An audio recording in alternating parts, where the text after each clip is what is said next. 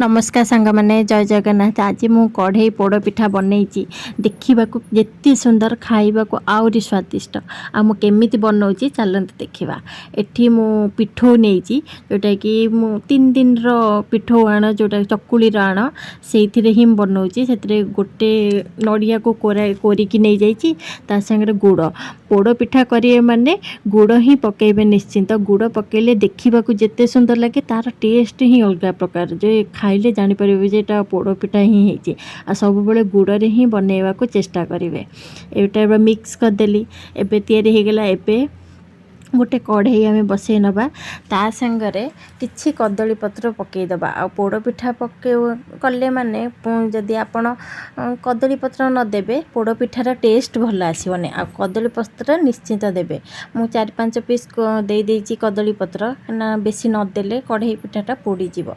सेति टिके तेल पकेकी टिके कदली पत्र माडिकी धरिकी आणटा को पकेबे न हेले से कदली पत्र लेयर भितर सब आण पशिजिवो।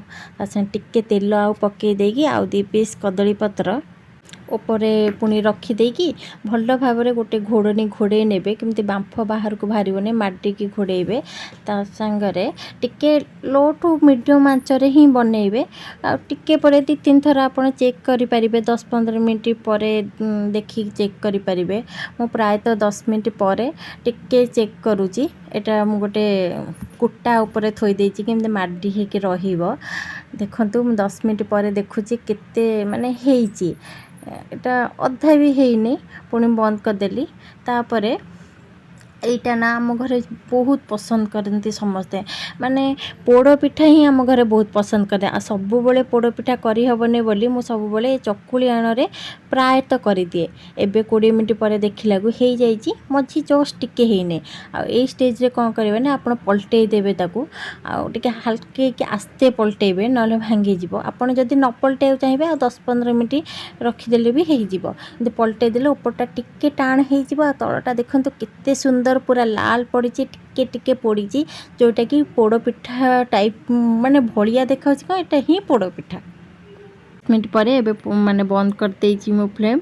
एबे देखन काढ़ी नउछि केते सुंदर हेइछि। आ कदली पत्र सब काढ़ी नबा। कदली पत्र गोटे लेयर भितर ही माने पसी जाइछि टिके आणाटा। आ ऊपर पटाटा देखन तो पोड़ी नै टिके जस्ट टाणी हे जाइछि। ए टाइप रो जाउ देखेबे ना केही कहबेनी जे आपण कढ़ई रे बनैचंती। पूरा केते सुंदर देखाउछि देखन तो केते नरम हेइछि। आ माको सब काटी नउछि। आ आपण जति चाह माने रखिचंती पिठौ आण ए टाइप रो घरे करी खातु। छोट पिलाठू बड़ समस्त बहुत पसंद लगिवो। आउ सबु बेले आमर घरे एमती ही हुए। आ देखंतु ऊपर टाइप रो केते नरम हेइछि केते माने ऊपरटा पूरा पोड़ी टिके टिके लाल ऊपरटा पूरा लाल हेइछि बहुत सुंदर देखा होछि। आपण माने घरे करी खातु एंजॉय करंतु। आ आपण माने जोठी मो वीडियो देखुचंती प्लीज़ लाइक करंतु शेयर करंतु सब्सक्राइब करंतु। आ मते ढेर सारा भल पाया दिंतु। आपण माने घरे करी खाए कि मते कमेंट बॉक्स रे करिवे कहिवे केमिथि हला। धन्यवाद।